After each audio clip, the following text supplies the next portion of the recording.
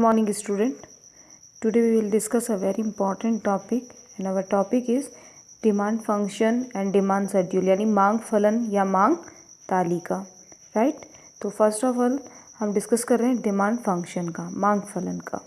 देखिए किसी भी वस्तु की जो डिमांड होती है, उसकी मात्रा होती है, वो सिर्फ प्राइस के ऊपर डिपेंड नहीं करती है, उसके अलावा भी बहुत से ऐसे फैक्टर्स होते हैं जिस पे ये डिमांड डिपेंड करती हैं, राइट। तो देखिए क्या दे रखा है, the volume of commodities to be purchase by a consumer और by all existing consumer in market will not depend only upon the its price but various factor. यानी कि किसी वस्तु की जो मात्रा है, कोई भी कंज्यूमर जो ख़रीदता है वो सिर्फ उसकी कीमत पर निर्भर नहीं करता है, उसके अलावा भी ऐसे बहुत से फैक्टर्स होते हैं, उस पर डिपेंड करता है। तो कहने का मतलब है कि ये जो आपके सामने रखा है ना, यहाँ पे QDX यानी कि किसी वस्तु की मात्रा रखी है, X वस्तु की, तो यहाँ पे X वस्तु की मात्रा है वो प्राइस के अलावा भी बहुत से फैक्टर पे डिपेंड करती है। और वो कौन कौन से फैक्टर हो सकते हैं, जैसे PX है, PX का हो गया आपका X वस्तु का मूल्य। जैसे कि जानते हैं कि उस वस्तु का जो मूल्य होगा, अगर ज़्यादा प्राइस है तो डिमांड क्या हो जाएगी, कम, और अगर उस वस्तु का जो प्राइस है वो डाउन होगा तो क्या होगा, उसकी डिमांड क्या कह सकते हैं, ज़्यादा होगी। PY का मतलब क्या हो गया यहाँ पे, यानी कि प्राइस ऑफ रिलेटेड कमोडिटीज़, यानी कि दूसरी आप कह सकते हैं कि सब्स्टिट्यूट जो वस्तु होती हैं कह सकते हैं, तो उसकी वस्तु का जो प्राइस रहता है उस पर भी डिपेंड करेगा, राइट। यानी कि X वस्तु से रिलेटेड अगर कोई दूसरी वस्तु है, Y वस्तु है, तो उस पर भी उसका प्राइस डिपेंड करेगा, ठीक है। Y का मीन्स होता है इनकम, यानी कि आय, उपभोक्ता की आय है वो भी डिमांड को क्या करती है, इफ़ेक्ट करती है। अगर ज़्यादा इनकम है तो वो क्या करेगा, जैसे कि हम लोगों ने प्रीवियस वीडियो में डिस्कस किया था कि मॉनेटरी इनकम और रियल इनकम। तो मॉनेटरी इनकम जब चेंज होती है तो आप जानते हैं कि क्या होगा, कि लोगों का जो प्रेफरेंस होता है वो चेंज हो जाता है वस्तु के लिए, ठीक है। और रियल इनकम में जब चेंजेस आता है, वास्तविक आय में, तो जो मात्रा होती है वस्तु की उसमें चेंजेस आने लग जाता है। तो कहने का मतलब है जो इनकम है वो भी हमारी डिमांड को क्या करती है, इफ़ेक्ट करती है। नेक्स्ट क्या कह रहा है, टी का मीन्स क्या हो गया, उपभोक्ता की रुचि, यानी test preference of the consumer. अब सिंपल है कि जब टेस्ट और प्रेफरेंस कंज्यूमर का कैसा है उसके अकॉर्डिंग डिमांड चेंज होती है। सपोज़ दैट कि अभी क्या फैशन है, अभी क्या लोगों का हैबिट है, क्या रुचि है, उसकी इंटरेस्ट क्या है, तो उसके अकॉर्डिंग उसकी डिमांड भी उस चेंज होती रहेगी, राइट। और P मीन्स है पॉपुलेशंस का। पॉपुलेशन का मतलब है कि देश में पॉपुलेशन ग्रो कर रही है, या देश में आप कह सकते हो पॉपुलेशन स्लो है। तो अगर ग्रो कर रही है तो वहाँ पे जो चिल्ड्रंस को रिक्वायरमेंट होती है उन वस्तुओं की मांग बढ़ेगी। जबकि अगर आपके देश में की पॉपुलेशन कम है तो वहाँ पे किसकी डिमांड बढ़ेगी, वहाँ पे जो ओल्ड पर्सन्स होते हैं उनके रिक्वायरमेंट की डिमांड बढ़ेगी। तो यहाँ पे जो ये डिमांड फंक्शंस होता है, यहाँ इससे हम क्या कह सकते हैं कि डिमांड फंक्शन वो सिर्फ प्राइस पे ही डिपेंड नहीं करता है, वो अदर फैक्टर्स पे भी डिपेंड करता है। तो ध्यान रखिए ये जो QDX है ये टोटली डिपेंडेड क्या होगा, वेरिएबल, ठीक है, एक आश्रित चर है। क्यों डिपेंडेड है ये, क्योंकि ये इन फैक्टर्स पे डिपेंड रहता है, ठीक है। तो ये QDX तो हो गया एक डिपेंडेंट वेरिएबल, आश्रित चर, जबकि ये जितने भी फैक्टर है, PX है, PY, Y, TP, तो ये सारे के सारे क्या होंगे, इंडिपेंडेंट वेरिएबल। इंडिपेंडेंट वेरिएबल क्यों है, क्योंकि ये किसी पे डिपेंड नहीं है। जबकि QDX का मतलब क्या हो गया, कि जो X की डिमांड है वो इन सारे फैक्टर पे डिपेंड है, इसलिए QDX होगा आपका डिपेंडेंट फैक्टर, या कह सकते हैं डिपेंडेंट वेरिएबल, जिसे हम आश्रित चर कहते हैं, राइट। और दूसरे फैक्टर जो है ना, वो आपके ये जो जितने भी कॉलम में फैक्टर हैं ये सारे के सारे क्या होंगे, इंडिपेंडेंट वेरिएबल, यानी कि स्वतंत्र चर होंगे। तो फंक्शन का मतलब हो गया कि एक जो भी कंज्यूमर है किसी वस्तु की मांग करता है वो सिर्फ प्राइस पे डिपेंड नहीं करती है, वो अदर फैक्टर पे भी क्या करती है, डिपेंड करती है। जैसे PX हो गया, ये इसका कमोडिटीज़ का प्राइस हो गया, PY हो गया, Y हो गया, T हो गया और P हो गया। ऐसे भी बहुत से अदर फैक्टर है जो हमने प्रीवियस वीडियो में पढ़ा था, जिसमें गवर्नमेंट पॉलिसी है, टेक्नोलॉजी के बारे में हमने बात की थी, सोशल वैल्यू के बारे में बात की थी, ठीक है। तो वो अदर फैक्टर्स होते हैं, वो भी हमारी डिमांड को क्या करते हैं, इफ़ेक्ट करते हैं। उनके चेंज होने पर हमारी डिमांड भी चेंज होती रहती हैं, राइट। तो ये आपका डिमांड फंक्शन है जिसे हम मांग फलन कहते हैं। और मांग फलन का एक सिंपल सा मीनिंग क्या हो गया कि मांग फलन उसे कहेंगे जब एक उपभोक्ता, एक कंज्यूमर है, उसका जो डिमांड है वो सिर्फ प्राइस पे डिपेंड नहीं करता, अदर फैक्टर पे भी डिपेंड करेगा, राइट। नेक्स्ट पॉइंट है मांग तालिका, डिमांड शेड्यूल। देखिए डिमांड शेड्यूल का मतलब क्या हो गया, demand schedule means that schedule in which the quantity of commodity demand on various price in so. यानी कि ये जो एक मांग तालिका है वो हमें बताती है कि कितनी कितनी प्राइस पे कितनी कितनी डिमांड है। यानी एक शेड्यूल एक टेबल के माध्यम से या एक टेबल के थ्रू से हमें बता रही है कि आपकी डिमांड कितनी है। जो एक वस्तु की अगर हम एक कमोडिटीज़ लें और उसकी जो डिफरेंट प्राइस होगी, अलग अलग कीमत होगी, उस पर हमारी कितनी डिमांड है वस्तु की, राइट। इसीलिए इसके लिए एक प्रोफेसर हैंसन की एक डेफिनेशन है, the list showing the quantity of demand, यानी कि मांग की मात्रा, commodity at various price level in the demand schedule. अब अलग अलग जब प्राइस होगी, अलग अलग एक ही वस्तु की जब अलग अलग प्राइस होगी तो डिमांड भी क्या होगी, अलग अलग होगी। और उसको हम एक लिस्ट से एक तालिका बनाकर जो शो कर रहे हैं उसी को ही क्या कहते हैं, मांग तालिका, ठीक है। तो यानी कि मांग तालिका से अभिप्राय ऐसी तालिका से है जिसमें वस्तु की विभिन्न मूल्यों पर, एक ही वस्तु की विभिन्न मूल्यों पर मांगी जाने वाली मात्रा को दर्शाया जाता है। यानी कि ये एक क्या है, एक लिस्ट है, एक सूची है जो हमको बताती है कि एक ही वस्तु की जब अलग अलग प्राइस होगी तो उसकी डिमांड कैसे चेंज होगी।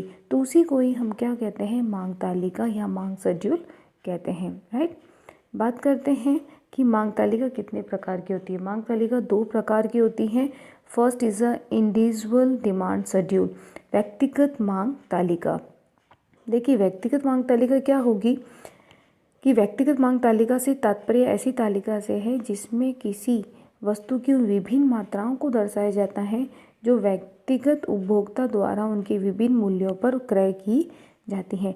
सपोज दैट एक कंज्यूमर है और वो क्या कर रहा है, एक कंज्यूमर की बात कर रहा है क्योंकि ये क्या है, व्यक्तिगत मांग तालिका। एक कंज्यूमर है, वो किसी कमोडिटीज़ को परचेज़ करना चाहता है तो वो देखता है कि जब प्राइस ज़्यादा है तो कमोडिटी को कम परचेज़ करेगा और जब प्राइस कम होती है तो वो ज़्यादा परचेज़ करेगा। तो वो उस कंज्यूमर के बारे में, पर्टिकुलर कंज्यूमर के बारे में बता रही हैं। एक सिंपल सी लाइन में हम क्या कह सकते हैं, अदर इन वर्ड्स में, कि एक व्यक्तिगत उपभोक्ता एक वस्तु की किस मूल्य पर कितनी मात्रा खरीदेगा। यानी कि अलग अलग जो मूल्य होंगे उस पर अलग अलग मात्रा खरीदेगा, राइट। तो इंडिविजुअल डिमांड का मतलब क्या हो गया कि individual demand schedule explain the quantity of commodity which an individual consumer will purchase at various prices. यानी एक उपभोक्ता अलग अलग कीमत पर कितनी डिमांड करता है, उसको जो हम लिस्ट से शो करेंगे उसे क्या कहेंगे, इंडिविजुअल डिमांड शेड्यूल। इसको हम एक डायग्राम से देख सकते हैं। देखिए एक डायग्राम है जहाँ पे दे रखा है कि अगर यहाँ पे हमने लिया है प्राइस ऑफ मैंगो, यहाँ है हमारी quantity of demand. O X पे जो हमने बताएंगे वो बताएंगे हम क्वांटिटी ऑफ मैंगो को, क्या बताएंगे, क्वांटिटी ऑफ मैंगो को। और ओ वाई पे हम बताएंगे प्राइस ऑफ मैंगो को, राइट, ओ वाई पे। तो यहाँ पे देखिए अगर प्राइस का जो मैंगो है अगर उसका प्राइस है 8 रुपये प्रति किलो, यानी कि 8 रुपीज़ पर केजी, तो डिमांड क्या हो रही है, सिर्फ 1 हो रही है। लेकिन जैसे ही उसका जो प्राइस है मैंगो का वो 5 हो जाता है तो डिमांड क्या हो जा रही है, क्योंकि क्या हो रहा है, प्राइस डाउन हो रहा है तो आप देखते हैं डिमांड क्या हो रही है, बढ़ रही है, 1 से 2 हो गई। लेकिन जैसे ही मैंगो का प्राइस है वो 4 हो जाता है तो डिमांड देखते हैं वो क्या हो जाएगी, और ज़्यादा बढ़ जाएगी, क्योंकि ये प्राइस क्या हो रहा है, नीचे की तरफ आ रहा है। उसी तरह से आपने देखा कि जब मैंगो का प्राइस है आपका वो 3 रुपीज़ पर केजी हो जाता है, 3 रुपये प्रति किलो, तो वहाँ पे डिमांड आप देखते हैं और ज़्यादा हो गई, 4 हो गई। तो देखिए 8 जब था तब तो डिमांड 1 था, लेकिन जैसे ही प्राइस है वो कितना हो रहा है, 3 हो रहा है, 3 हो रहा है, तब आप देखते हैं डिमांड कितना जा रहा है, 4 के पास में। यानी कि डिमांड क्या हो रही है, ये आपकी डिमांड आपकी क्या हो रही है, बढ़ रही है। यानी जैसे जैसे आपका प्राइस नीचे की तरफ आता है, आपका डिमांड है वो क्या हो रहा है, बढ़ता है। यानी कि प्राइस जैसे नीचे आएगा तो डिमांड क्या होगा, बढ़ेगा, राइट। इसे हमने एक डायग्राम से शो ऑफ किया है। देखिए ओ एक्स पे क्या है, मांगी गई मात्रा, और ओ वाई पे क्या है, प्राइस मैंगो का, ठीक है। अब देखिए 8 जब प्राइस 8 था तो आप देखते हैं डिमांड कितनी थी, 1। जैसे ही प्राइस का चला गया 5 पे चला गया तो डिमांड कितनी हो गई, 2। लेकिन हमने देखा कि जब प्राइस और नीचे 4 चला जाता है प्राइस आपका, तो डिमांड बढ़ के कितनी हो जाएगी, 3 हो जाएगी। और जैसे ही आपका प्राइस है वो 3 पे चला जाता है मैंगो का पर केजी, तो अब डिमांड कितनी चली जाएगी, 4। तो उसी तरह से हम देखें, अगर प्राइस है वो मैंगो का अगर 1 चला जाएगा तो और ज़्यादा प्राइस चली जाए, और ज़्यादा डिमांड बढ़ जाएगी। तो कहने का मतलब है कि ये जो डिमांड होता है और प्राइस होता है उसमें क्या होता है, नेगेटिव रिलेशन।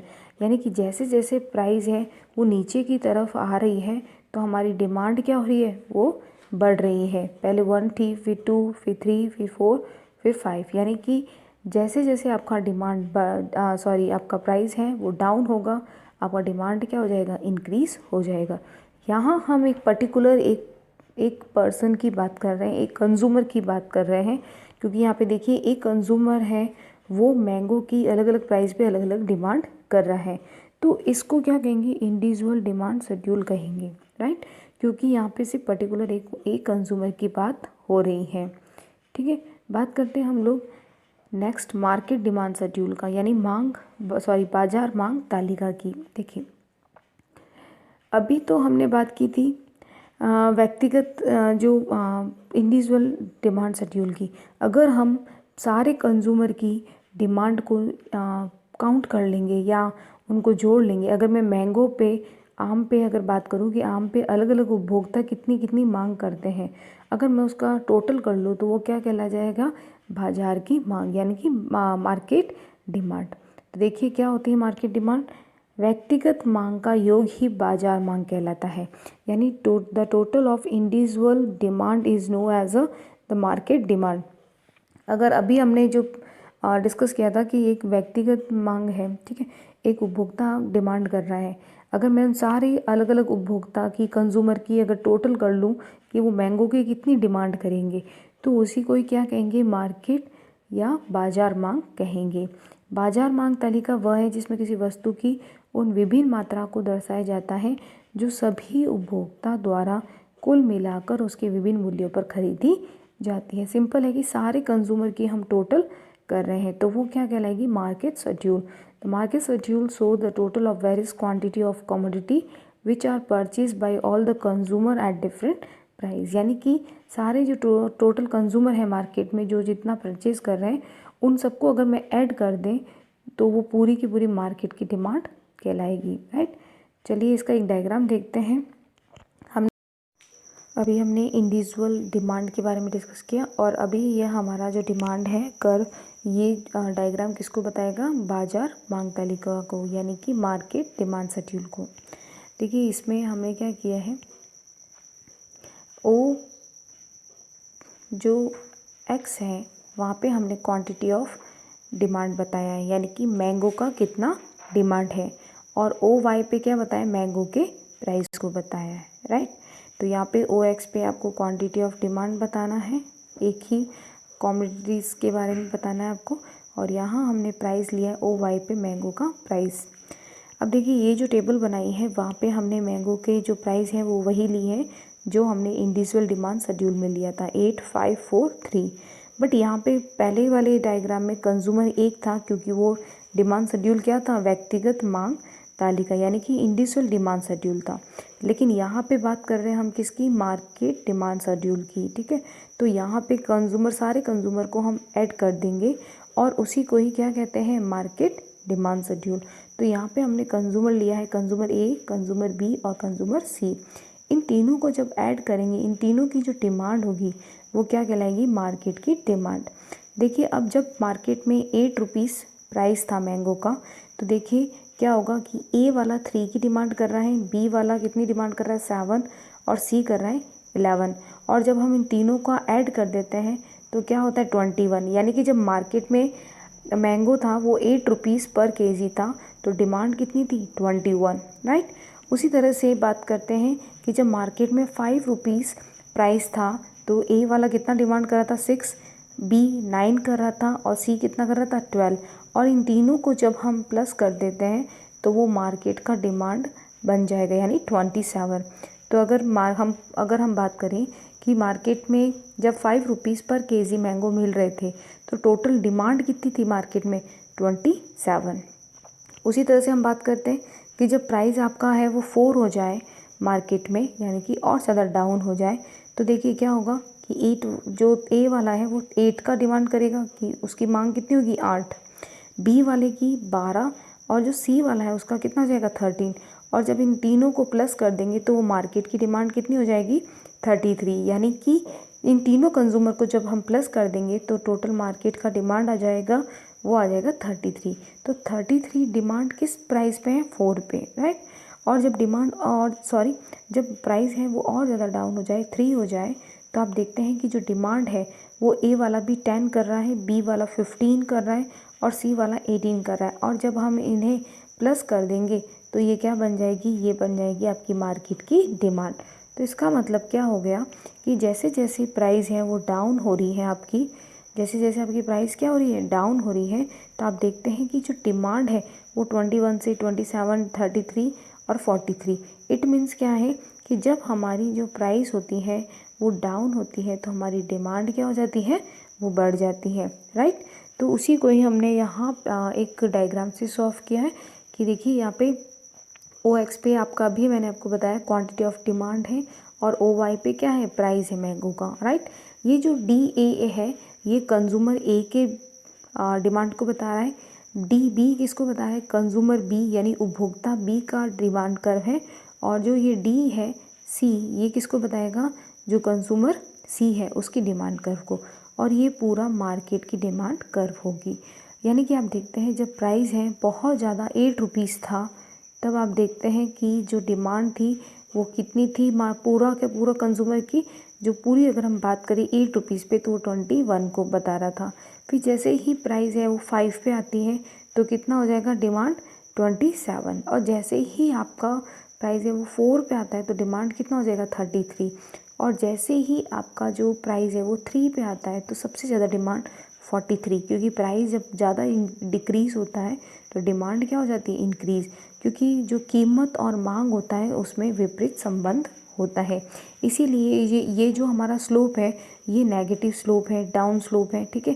तो ये क्योंकि हमारी मांग है वो धीरे धीरे क्या हो रही है बढ़ रही है, ठीक है।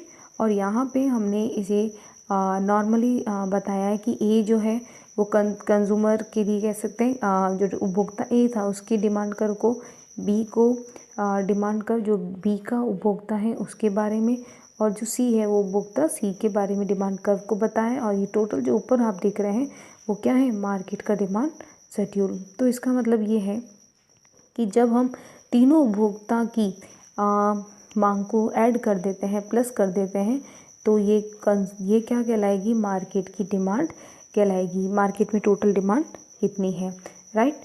तो अभी हम लोगों ने है वो आपका इन जो डिमांड शेड्यूल होता है उसको डिवाइड किया था 2 पार्ट में, इंडिविजुअल डिमांड शेड्यूल व्यक्तिगत मांग तालिका, और दूसरा था आपका बाजार मांग तालिका।